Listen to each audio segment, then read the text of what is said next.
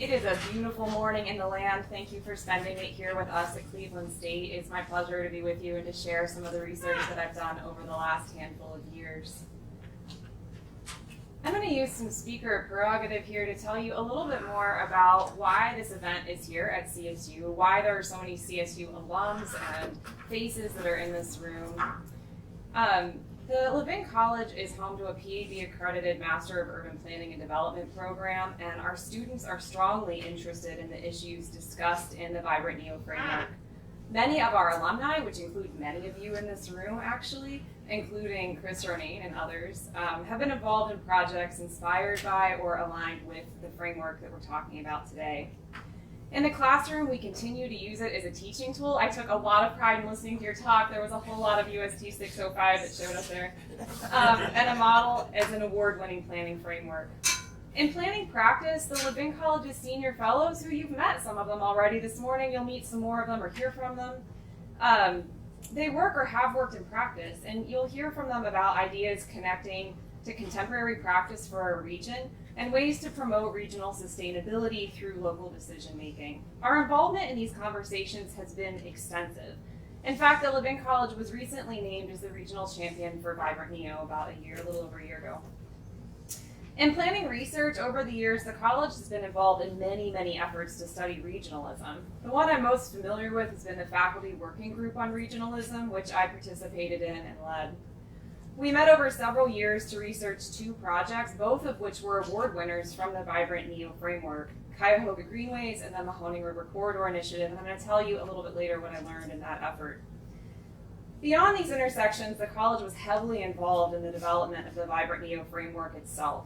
Ned Hill, the former dean of this college, provided leadership to the grant-seeking process and to the execution of the project.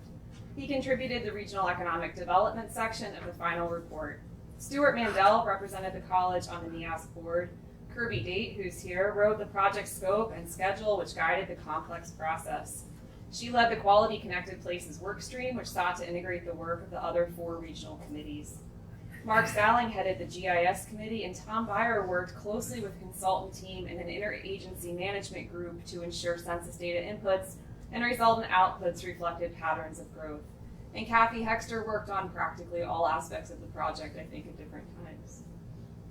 This is even still an inexhaustive accounting of the ways that CSU was involved in this project. So let's talk about the framework itself. I think most of you are familiar with it, but a review never hurt anybody.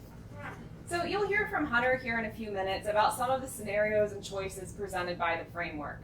One of them pertains to development patterns. You either grow outward onto greenfield sites or inward, creating density. Relevant to the research I'll show you is the framework's guidance about the implications of these choices. Outward migration requires new infrastructure and results in abandonment. Inward investment helps existing communities remain whole. A second choice involves a pattern of that development, dispersed or compact. At the local level, it may be tempting to feel that you will attract homebuyers with large lots and big homes, but the issues planners see arise down the line result from these choices. Public transportation is not compatible with this style of growth. Reducing regional infrastructure costs becomes next to impossible. Walkability and diversity issues are more challenging yet. I will end my talk with research on the central issue that relates to this, which is the local government bottom line. The urge to attract the market can easily result in long-term net negative revenue for local governments choosing to develop this way. And the state often does not help, which I will also talk about. This is what we've been doing. This is a direct quote from the county. Despite a development pattern in which developed property, the red areas on these maps, covered over twice the land area in 2000 that it did in 1950, the county's actual population in those 2 years was nearly identical, like within a few thousand people of being identical, actually. The map on the right is a lot more expensive to maintain. More roads, more schools, more sewer, more water management, more of everything. And if there are fewer people living in each house, each person's per capita housing cost is also a lot higher. The idea that we can avoid paying higher taxes by, I'm going to say it, moving to Medina is is a highly individualized method of confronting the very clear financial problem associated with our collective choices. This is a really expensive way to live. And in the long term, if we continue to develop the way we have, if we continue the sprawl that Dr. Gleason told us about, if we continue to go the way we have, this is from the VibrantNEO framework, we end up in a situation where all local governments, even the best off among them, have greater costs than they do revenue coming in. It is really expensive to live the way we are developing in our region. A little more doom and gloom for you, a little bit more. How is this happening? Using data from HUD and from the Census Bureau, I made this chart for the 5 NOACA counties. From 1990 through 2015, this 5-county region pulled 135,000 permits for new housing units. Meanwhile, there were 41,000 new households to fill them. So we built 3.5 times more housing in this region than we had new households to fill those units. 3.5 times. Now, no developer, no home builder is going to build for no one. We don't build ghost properties on purpose. So how does this happen? It works by creating vacancy in the core. That's how it happens. You see Cuyahoga County losing households, occupied housing units here, and you see all this growth, and this is why I picked on Medina over there. They have the highest bar in the area, so I picked on them. That is how this happens, is that you create vacancy in the core. Cuyahoga County lost 30,000 households over this period. Then, using slightly more recent data, I can tell you about this in a different way. The Cleveland urbanized area, which is the light gray area on this map, from 2010 to 2018, we built in just this light gray area, which is a much smaller footprint, we built 16,000 more housing units than we had new households to fill them over that 8-year period.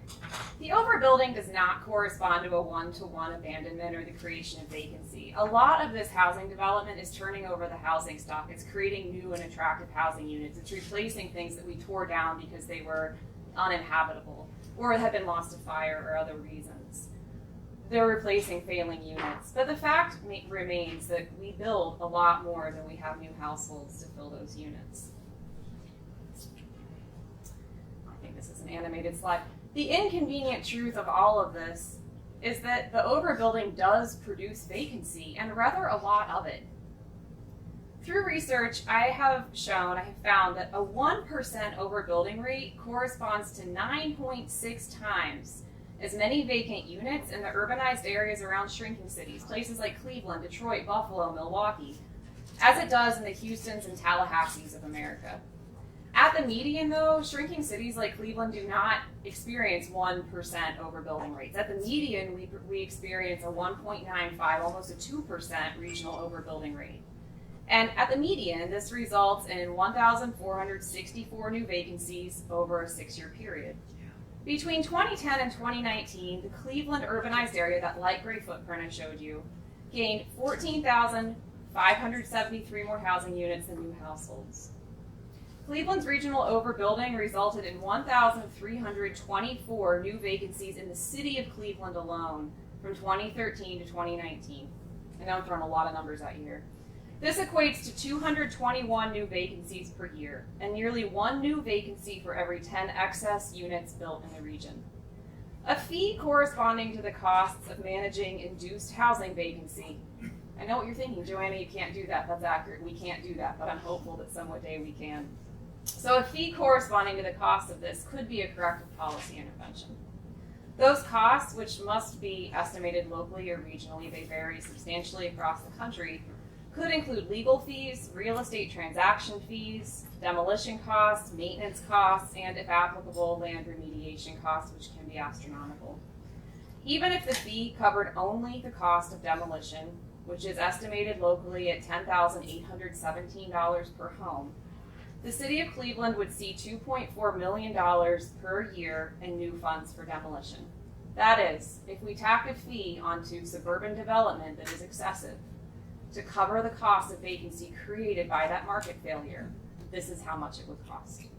I have been told by people who live elsewhere that this policy intervention is too small to talk about. It's only 221 units. It's only $2.4 million. And I have assured them that the leaders of the city of Cleveland would be very happy to receive $2.4 million per year in demolition assistance.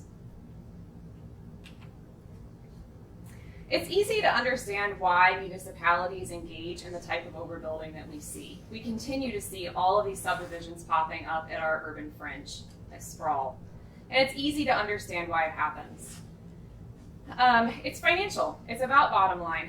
The state of Ohio has not made it easy for local governments to balance their books, continually cutting local funding over the past 15 years. This figure was developed by Erica Henriksen, an extraordinarily talented recent graduate of this college.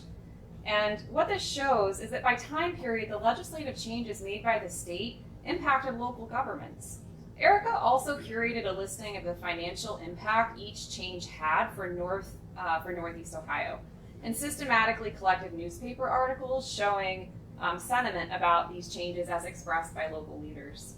Routinely, local leaders reflected that they would have to look harder for local sources of revenue. And what were those local sources of revenue to make up for all of these gaps? Building. That's how they decided. That's the tool that was left to cover the gap. Attract residents, attract businesses, grow our way out of this problem in a region that is essentially, as we've seen, not growing. It's easy to understand. Now, so you may notice this ends in 2019, and I know everyone here is paying attention to these things. This situation has continued. The situation illustrated here has continued, and there's been recent news about this for local governments and their bottom lines from the state. Another consequence of overbuilding, we talked about vacancy, but another consequence is that it moves jobs to the periphery. I'm going to quibble with you publicly here a little bit, Bob, because it was in my dissertation. Households move first and businesses follow. Chicken or the egg? Yeah, I've got the receipts. Okay, so this bar chart shows in the dark orange a regional job change from 2010 to 2015. So this was post-recession. And as the nation moved ahead, all regions gained jobs. Shrinking city regions like Cleveland, like St. Louis, like Milwaukee, those regions and non-shrinking regions of Tallahassee's and Dallas's, they all in aggregate saw about a 5% job growth rate over that period of time. But in shrinking city regions like Cleveland, the job growth happened farther and farther from residents of central cities. The city of Cleveland residents saw their job accessibility levels get worse over this period of time. But in non-shrinking cities, in the Tallahassees of the world, central cities shared in the growth, seeing gains in their residents' ability to get to work. Because if you're building outward, because you have new people, you are expanding the pie. If you are growing outward and you don't have new people, you are thinning the pie. You are making it harder for everyone there to access what you have. And I'm going to go off script here a bit to say that in the 10 plus years I've been studying urban decline from the perspective of regional economic development policy, I have come strongly to the conclusion that I'm not going to talk any of you out of hoping for growth one day. But what I will try to talk you into is saying that I run marathons for fun, okay? You might say, look, I have this time goal for my marathon and I know how I want for this race to end. But you still have to have a strategy for the first mile. You still have to have a strategy for the 5K that comes after that. You've got to have a strategy for when you get to mile 20 and it gets really hard. You still have to have the discipline and the capability to stay the course at that point. And what I have come to really believe is that the most important thing for regions like Cleveland to do is to focus right now on improving the quality of life for people who have chosen to stay here. Because when you get people back to work, when you decrease unemployment, when you increase the labor force participation rate, you improve the quality of life for everyone here. That work improves neighborhoods. That work improves sentiment. That work improves the viability of the whole region. So I would love it. I would love it if we could stop the obsession with growth. We have 50 years of data. And Mark Souther's book, Believing in Cleveland, is a must-read on this topic. But I acknowledge I'm probably not going to win you over on that. But I will try to win you over very, very hard on believing that the strategy for this 10 miles of this race needs to be improving the lives of people who are here now. So looking to the future, in the fall of 2017, as I mentioned, I organized this working group on regionalism here in the college. And I thought we would focus on economic transportation and fiscal sustainability and other fun things like that. And we did. We did those things. And I learned so much. It was really a lot of fun. But we eventually conducted comparative case studies of Cuyahoga Greenways and the Mahoning River Corridor Initiative I realize I'm about out of time here. These are both past VibrantNEO award-winning projects. And we wondered whether the expansive literature on regional collaboration, which often comes up as a potential strategy for these financial problems we've talked about, collaborate with each other, share snowplow services, share call centers, right? This is a common idea. So these were award-winning collaborative projects, and we wondered whether what we know as scholars guided those collaborations or not. And what we found was that the existing literature on regional collaboration did explain Cuyahoga Greenways really pretty well. But the MRC stakeholders, it was a pretty different situation. They lacked institutions and networks for regional scale collaboration. They were spread across 2 counties with distinct norms. They didn't have a history of collaboration. And they very intentionally limited group membership to retain tribalism and to reduce conflict that might disrupt momentum. They limited community awareness through purposeful omission due to political vulnerability and community perspectives of the socio-economic ecological system. They intentionally limited public participation, and they had an unintentional but grinding over-involvement of the project champions that made the overall work viable. We came away from this believing that our research really did suggest a need for future work about how to make collaboration work in contexts like those that we live in here in Northeast Ohio. I very thoroughly enjoyed doing this, and for me, I think I have the best job on earth. I get to show up here every day and think about what I want to learn about regions like Cleveland. So thank you for the opportunity to share some of that with you.